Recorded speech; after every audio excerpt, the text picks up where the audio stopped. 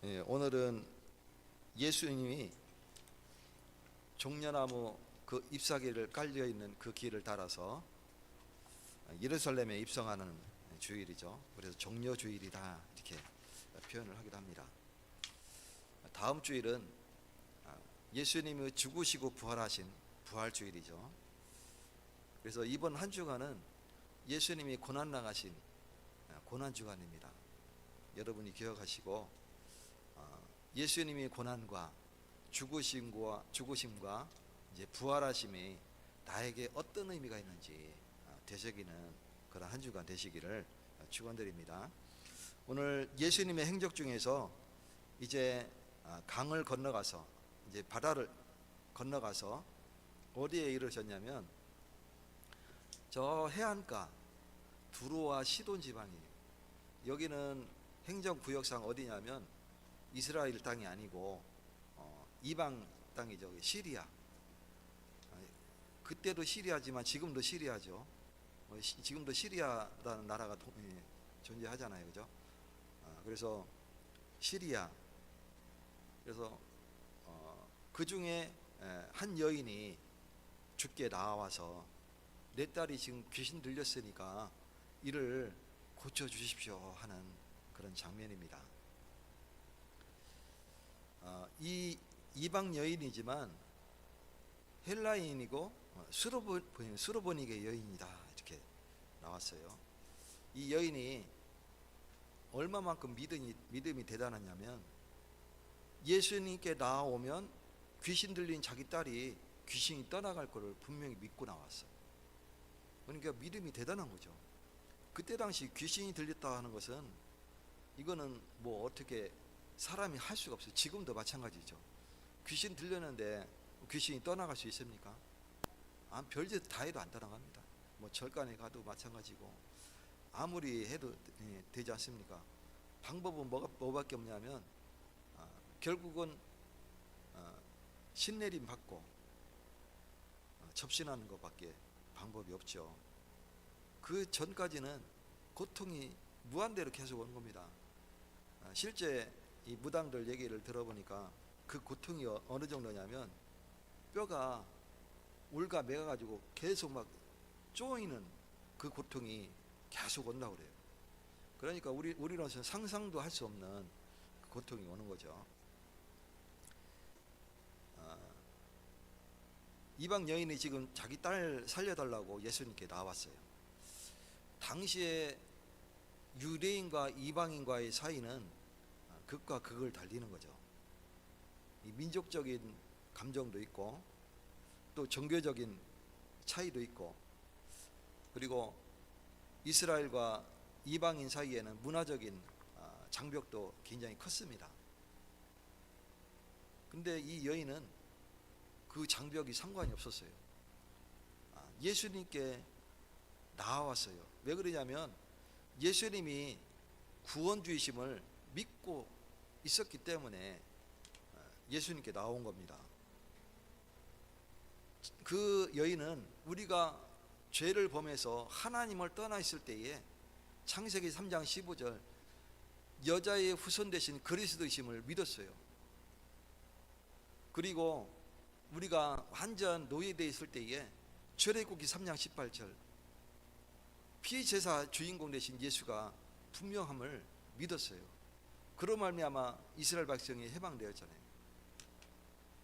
이사야 7장 14절 우리와 함께 하실 그리스도 그분이 마태복음 16장 16절에 우리의 주인 되실 그리스도가 확실함을 그 여인은 믿었습니다. 구약의 이방 여인이 하나님을 믿음으로 말미암아 돌아온 사건들이 여러 있었죠. 그 중에 대표적인 여성이 누구냐면 기생 라합이에요. 여호수아서 2장에 보면 나오는데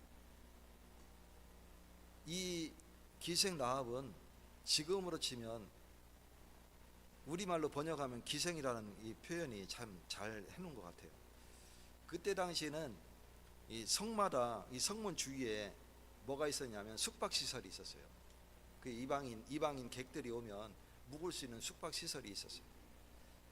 그래서 이 숙박시설이 마리조아 숙박 시설이지. 거기에는 이방인들이 이제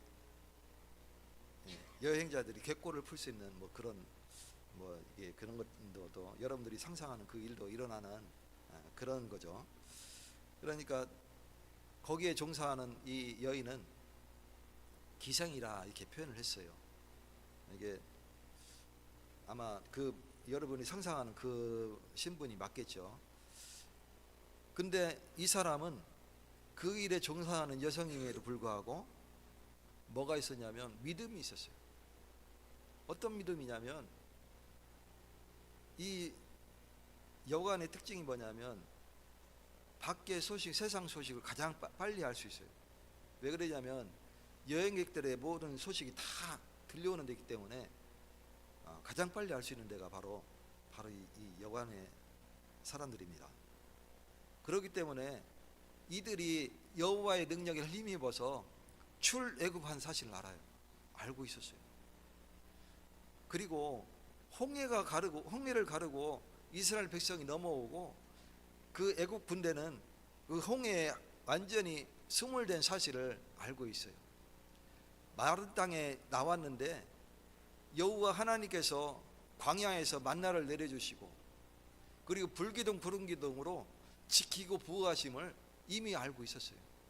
그러니 그 여호와 하나님이 하늘에서도 여호와시고 땅에서도 여호와이심을 그 여인은 믿었어요. 그렇기 때문에 성에 들어와서 정탐꾼이 성에 들어와서 이제 여관에 묵을 때에 다급할 때에 이 여인은 그것을 믿었기 때문에 이 두 사람을 당연히 숨겨줄 수밖에 없었죠. 대단한 믿음입니다. 그래서 후세에 이 여인이 어떻게 인정이 됐냐면 믿음의 사람으로 인정이 됐어요. 그리고 이스라엘 백성으로 편입됨을 인정했어요. 뿐만 아니라 예수님의 족보에 포함된 사실이 인정됐어요. 실제 이 계생 라합의 후손이 누가 나왔습니까? 다윗이 나왔잖아요. 그리고 그 핏줄로 인해서 예수님이 이 땅에 오셨어요. 그래서 예수님의 족보에 당당히 들어간 사람이 누구냐? 이 계생 라합이었어요. 그만큼 믿음이 대단했던 사람입니다. 히브리서 11장 31절 믿음으로 기생 라합은 정탐꾼을 평안히 영접하였다. 성경에 분명히 기록하고 있습니다. 또 마태복음 1장 5절에 보면 기생 라합은 보아스를 남겼다, 보아스를 낳았다 이렇게 이야기하고 있죠. 오늘 그 믿음의 여인처럼 이 수르보니게의 이 여인이 예수를 믿는 믿음이 대단했습니다. 그러니 죽게 나오면 귀신 들린 자신의 딸이 분명히 나음을 입을 것을 믿었어요. 이 복음은 우리가 생각하는 그 경계를 뛰어넘습니다. 믿음은 단단한 장벽을 뛰어넘습니다. 그리고 구원은 누구에게나 다 열려있구나, 이것을 우리가 볼 수 있는 사건입니다. 이방인이지만 믿음으로 나아올 때에 이미 구원의 은혜를 누리는, 축복을 누리는 이런 사실을 우리가 확인할 수 있습니다. 오늘 말씀을 통해서 참된 믿음의 사람임을 확인하시는 축복을 누리시기 바라겠습니다. 오늘 그래서 제목은 이방 여인의 믿음이지만 부제목은 뭐냐면 참된 믿음이에요. 오늘 참된 믿음을 다시금 확인하시는 그런 날 되시기를 축원드립니다. 첫 번째로 참된 믿음은 예수님께 나아오는 믿음이에요. 믿음은 예수님께 나아오는 것이 참된 믿음인 것입니다. 오늘 본문 25절에 보면 이에 더러운 귀신 들린 어린 딸을 둔 한 여자가 예수의 소문을 듣고 와서 그 발 아래 엎드렸다. 예수님을 만나는 그 계기가 보통 순탄하게 만나는 것이 아니라 대부분 문제를 가진 사람들이 예수를 만나게 됩니다. 그러고 보면 나에게 문제가 온 것은 하나님을 만나는 계기가 되는 것이죠. 이 여인도 마찬가지입니다. 자기 어린 딸이 귀신이 들렸어요. 누구도 이 문제를 해결할 수가 없는데 예수 앞에 나아가면 이 문제가 해결될 것을 이 여인은 믿음으로 나아오게 된 겁니다. 그래서 문제를 가지고 하나님 앞에 나아왔어요. 예수님 앞에 나아왔어요. 우리도 내 문제가 있다면 그 문제를 가지고 진정으로 하나님 앞에 나아가시는 날 되시기를 축원드립니다. 히브리서 11장 6절에 하나님께서 나아가는 자는 반드시 그가 계신 것과 또한 그가 자기를 찾는 자들에게 상 주시는 이심을 믿어야 할지니라. 하나님께 나아가는 자는 반드시 그가 계신 것과 또한 그가 자기를 찾는 자들에게 상 주시는 이심을 믿어야 할지니라. 오늘 이 믿음 가지고 나오셨습니까? 믿음으로 나를 살리시고 또 가정과 가문을 살리시고 나의 현장을 살리시는 예수님이심을 믿으시는 날 되시기를 축원드립니다. 그래서 이 믿음은 무엇과 연결되어야 되냐면 전도와 연결이 되어야 돼요. 우리의 믿음은 현장을 살리게 되어 있습니다. 내가 예수를 믿을 때에 그 믿음이 나와 관계된 모든 현장을 살리게 되는 은혜를 누리게 됩니다. 우리의 믿음이 내 가정을 살리고요, 내 믿음이 내 후대를 살리게 되고, 그리고 가문을 살리고, 내가 있는 현장을 살리고, 내가 있는 직업 현장을 살리게 되는 겁니다. 이 일을 내가 하느냐? 하나님이 이루십니다. 그래서 우리는 믿음으로 하나님 앞에 기도하는 거예요. 내가 어떻게 내 가문을 살립니까? 나는 할 수 없습니다. 우리는 믿음으로 기도할 때에 하나님이 하시는 일을 우리가 보기만 하는 거예요. 하나님이 이루십니다. 그래서 전도의 주체는 누구느냐? 바로 예수님이십니다. 이 사람들이 교회에 오는 이유가 뭐냐면 성격이 좋아서 오는 게 아니에요. 그 사람이 착해서 오는 게 아니에요. 뭐가 때문에 오냐면 문제가 있기 때문에 교회에 오는 거예요. 어떤 문제냐면 어떤 사람은 질병, 또 어떤 사람은 가정 문제, 부부 간의 불화라든가 또 부모 자식 간의 불화라든가 이런 문제, 또 경제 문제, 또 내가 어릴 때 받았던 그 마음의 상처, 이런 걸로 인해서 내가 우울증에 시달리기도 하고 공황장애가 오기도 하죠. 이런 문제들을 가지고 주님께 나오는 거예요. 그 문제들을 가지고 주님께 의탁하는 것은 내가 정신 승리하기 위해서 의탁하는 게 아니에요. 이게 정신 승리라는 거는 좀 안 좋은 의미로 쓰이잖아요, 그죠? 안 되는 건데 내가 이길 수 있다라는 거 막 어거지로 막 정신 승리하는 거예요. 그 정신 승리가 아니라 우리가 문제를 가지고 주님 앞에 나오면 반드시 이루어지심을 우리는 믿어야 하는 거예요. 왜? 주님은 권세가 많으시고 능력이 한이 없으시고 온 세상을 주관하시는 주관자이시기 때문에 그렇습니다. 그래서 문제가 있으면 내가 주님께 나아오는, 주님을 만나는 통로가 될 수 있는 거예요. 오늘 저와 여러분이 그 은혜를 누리시기를 축원드립니다. 그래서 내 주변에 혹시 문제 있는 사람이 보인다 그러면 오늘 그 사람을 기도하면서 찾아가시기 바랍니다. 우리의 한마디가 상대에게 예수님을 만날 수 있는 중요한 소중한 시간이 될 수 있습니다. 한번 교회 가보세요. 이렇게 소개하시기 바랍니다. 예수님께 기도해 보세요. 소개해 보시기 바랍니다. 예수님 믿으세요. 그 예수님이 당신을 도와주실 겁니다. 기도해 보시기 바랍니다. 전해 주시기 바랍니다. 이 작은 한마디가 상대방을 살리는 소중한 기회가 될 수 있어요.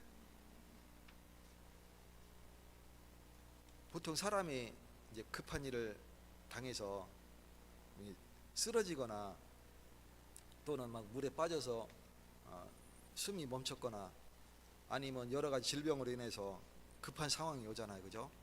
그러면 보통 이제 골든 타임이 4분이라고 그래요. 4분. 4분 동안 심장이 멈춰 있으면 이제 되돌이킬 수 없는 그런 상황인 거죠. 그런 상황이면 우리는 뭐 해야 돼요? 믿음으로 기도하면서 이제 인공호흡을 해야 되는 거예요.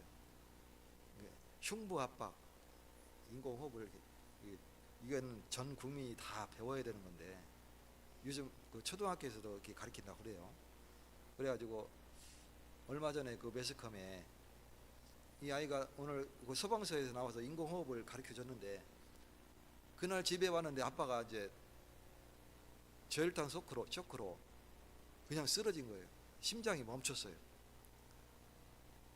얘가 이제 놀래기도 놀랬지만 119 신고하고 배운 대로 흉부 압박을 이렇게 했어요.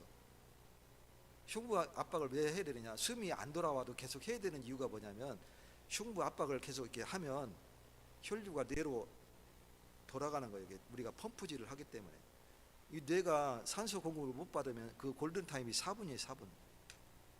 그렇기 때문에 그 사이에 뇌가 이제 완전히 사망하는 겁니다. 그 4분이 지나가면. 그렇기 때문에 계속 해야 되는 거예요. 소방서가 올 때까지. 그래가지고 아빠를 살렸던 그런 소중한 사건이 있었죠.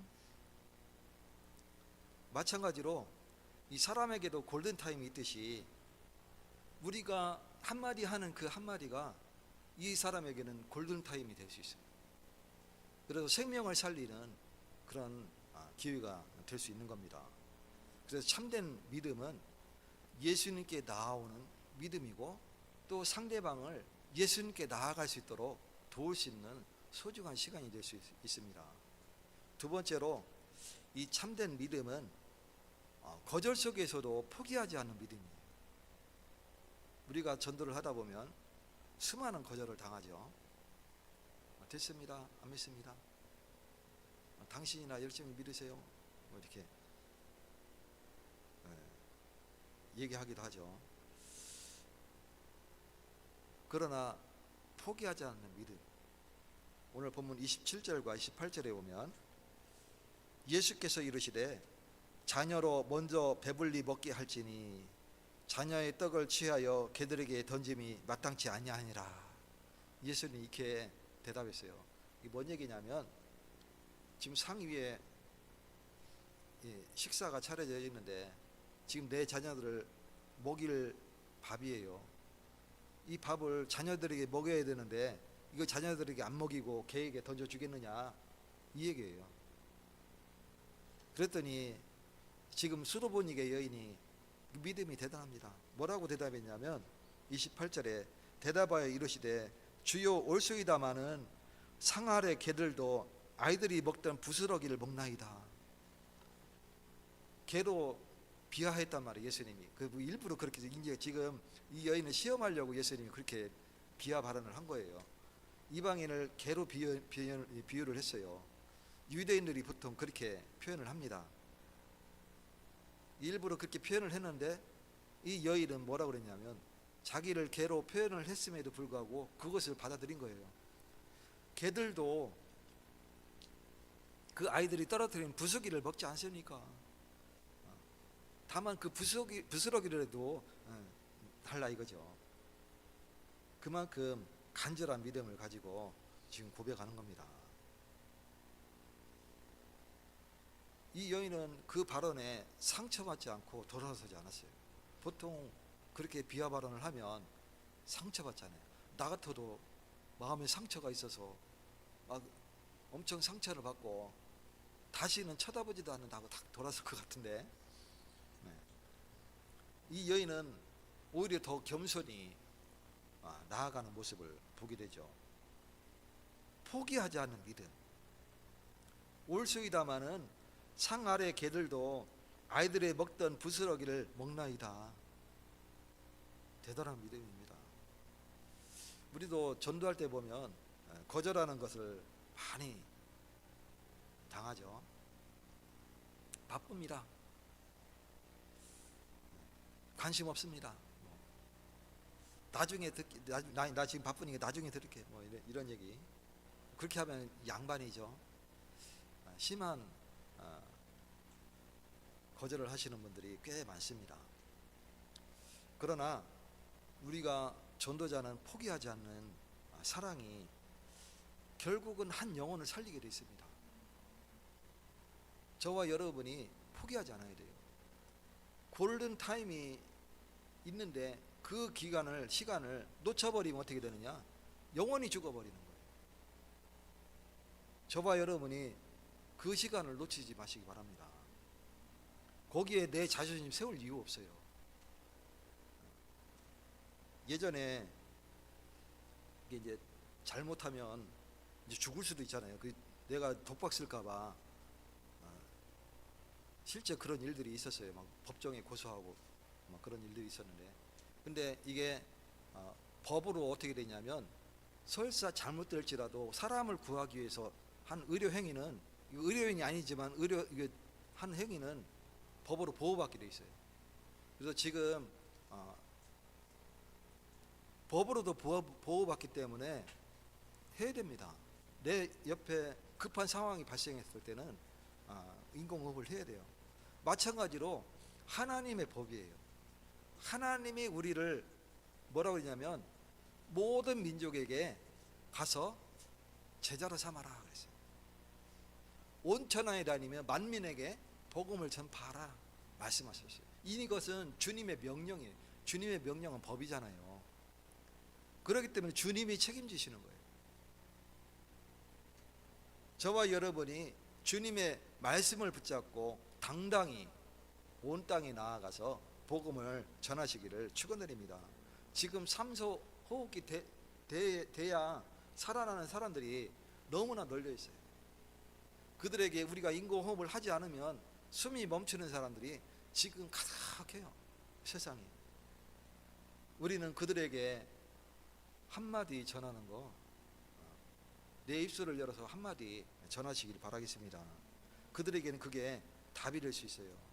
갈라디아서 6장 9절에 우리가 선을 행하되 낙심하지 말지니 때가 이르면 거두리라.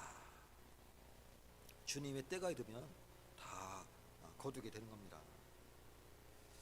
어느 성도가 남편에게 10년 동안 이 가정 복음화를 위해서 복음을 전했어요. 누구냐면 저 위에 카센터 하시는 그 여 집사님 얘기예요. 이제 물론 저기 신원교회 나가시는 분이신데, 남편은 그래도 좀 착하신 분이에요. 부인이 교회 나가니까 태워다 주고 또 밖에 있다가 또 태워오고 하는 그 정도 성이면 사람이 보통 사람이 아니죠. 근데 한 번은 태우고 갔는데 차에 내려서 부인을 이렇게 내려주려고 문을 다 여는데 마침 거기에 교회에서 나와서 뭡니까 교역자들하고 막 이렇게 중자들하고 이렇게 나와가지고 아이고 반갑습니다 하면서 교회 들어와서 차라도 한잔 하시라고 막 이렇게 해가지고 이 사람이 그때 마음이 확 열려가지고 그날 예배드리고 그 다음 주부터 찬양대도 참석해서 찬양도 하게 되고, 그래서 이제 지금은 이제 서리 집사로 임명도 되고 이렇게 해서 쭉 신앙생활 쭉 이어오는 모습을 보게 됐어요. 하나님은 한 여인의 기도를 10년 동안 들으시고, 그리고 그 믿음이 대단하잖아요. 그죠? 믿음으로 남편을 위해서 기도했는데 어느 날 하나님이 그 남편의 마음의 문을 활짝 열으셔서 이제 같이 신앙생활 할 수 있는 그런 은혜를 주시는 것을 보게 됩니다. 우리가 믿을 때에 하나님은 성령으로 역사하실 줄 믿습니다. 그러면 우리의 믿음이 먼저입니까? 하나님의 역사가 먼저입니까? 그게 중요하잖아요. 그죠?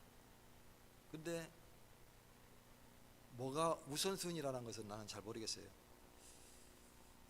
세 번째로 참된 믿음은 말씀을 믿고 순종하는 믿음이에요. 오늘 본문 29절에 보면 예수께서 이르시되 이 말을 하였으니 돌아가라, 귀신이 네 딸에게서 나갔느니라. 이 여인의 믿음을 보시고 그 여인의 딸을 구원하시기로 예수님이 작정하셨어요. 그래서 이미 명령함에 시공간을 초월해서 벌써 이 여인의 집에 있는 딸이 귀신이 떠나가는 이런 놀라운 역사가 일어나게 되죠. 예수님은 말씀만 하셨어요. 그 딸이 어떻게 생겼는지 보지도 않으셨어요. 그리고 그 딸 머리 위에 손을 얹지도 않으셨어요. 그냥 계신 곳에서 귀신이 쫓겨났으니까 이제 집에 가라, 평안히 가라, 이 말씀만 하셨어요. 이 여인은 근데 그 말씀조차도 믿었어요. 대단하죠. 그 말씀을 읽고 집에 돌아갑니다. 30절에 보면 집에 돌아가 본즉 아이가 침상에 누웠고 귀신이 나갔더라. 이것이 말씀을 믿는 믿음입니다. 오늘 예배 중에 하나님이 나에게 주시는 음성을 내가 있다 그러면 내가 그 말씀을 붙잡고 정말 믿으시기 바랍니다. 믿을 때 역사가 일어나는 것입니다. 그래서 사람이 이 구원을 받는 이 방법은 동일합니다. 무엇이냐? 믿을 때 하나님의 죄가 이제 역사가 있게 되고 성령이 임재하게 되시고 우리가 믿을 때에 주의 구원이 우리에게 임하게 되는 겁니다. 로마서 10장 17절에 믿음은 들음에서 나며 들음은 그리스도의 말씀으로 말미암았느니라. 믿음은 우리가 들을 때 믿음이 얻게 되고 이 들음은 어디에서? 그리스도의 말씀으로 말미암았다, 이렇게 말씀합니다. 우리가 말씀을 듣고 믿을 때 역사가 일어나게 되는 거예요. 그래서 전도는 사람을 설득하는 게 아닙니다. 언변이 좋아서 사람을 이렇게 무리를 이끌 수도 있죠. 그러나 전도는 그게 아닙니다. 하나님의 말씀을 그 사람 귀에 들려주는 거예요. 그리할 때 그 말씀이 살았고 운동력이 있어서 좌우의 날선 어떤 것보다 예리하여서 영과 혼과 관절과 골수를 쪼개기까지 하며 그 사람의 마음과 생각을 다 관찰하시고 판단하신다, 기록하고 있습니다. 그래서 말씀을 들려줄 때에 그 말씀이 그 사람을 살리게 되는 겁니다. 그래서 우리가 들려주는 그 한 구절의 성경 또는 내게 일어났던 하나님의 역사, 그 간증, 또 한 번의 초청, 이 예배로의 한 번의 초청, 이것이 한 영혼의 운명을 완전히 바꾸는 역사가 일어나게 됩니다. 예전에 전도훈련 받을 때에 우리가 잘못 이해했던 것 중에 하나가 뭐냐면 교회로 이렇게 우리 교회 오세요 이렇게 하는 그게 잘못된 거라고 배웠어요. 나도 잘못된 거라고 이해하고 그것은 잘못된 거다, 그거는 전도가 아니다, 이렇게 생각했어요. 근데 안 그래요. 말씀이 그 귀에 들려지면, 교회에 와서 예배 드리면서 말씀이 들려지면 그 영이 살게 되는 거예요. 오늘 저와 여러분이 우리의 한 번의 초청이 한 생명을 살리는 소중한 기회가 됨을 믿으시고 붙잡는 날 되시기를 축원드립니다. 믿음은 경계를 넘어서 영혼을 살립니다. 이방 여인은 유대인이 아니었어요. 율법을 아는 사람도 아니었고 종교적으로 인정받은 사람도 절대 아니었었습니다. 어떻게 이방 여인이 유대인의 율법을 알며 또 종교적으로 인정을 받을 수 있겠습니까? 그러나 그녀에게서는 뭐가 있냐면 예수님을 향한 믿음이 있었어요. 그 믿음이 딸을 살렸고 가정을 살리게 된 겁니다. 그래서 이 구원은 혈통으로 오는 것이 아니라 믿음으로 받게 되는 것 사실을 우리가 확인하게 됩니다.